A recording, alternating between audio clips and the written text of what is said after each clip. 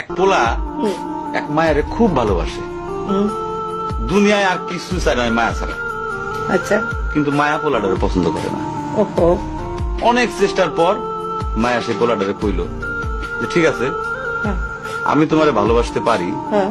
আমার একটা জিনিস আইনে দিতে হবে। কি রে?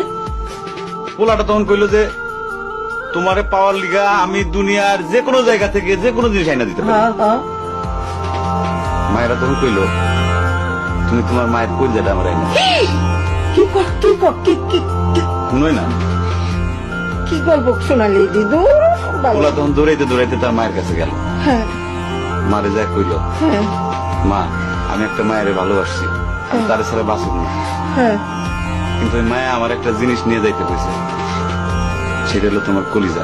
তুমি যদি তোমার কলিজাটা আমার দাও, ওই মায়াটা কলিজাটা পাইলে আমার ভালো হয়। মা তখন কইল তুই আমার একমাত্র বুকের ধন, তোর সুখের জন্য আমি সবকিছু করতে পারবো। পরে মা বুকটা ভাইরা কলিজাটা বাইর করে পোলার হাতে দিল। আহারে মা, পোলাটা কলিজাটা হাতে পাইয়া যে কি খুশি, মা দৌড়াইতেছে দৌড়াইতেছে দৌড়াইতেছে, দৌড়াইতে দৌড়াইতে হঠাৎ রাস্তার মধ্যে উষ্টা খাইয়া পড়ে গেছে।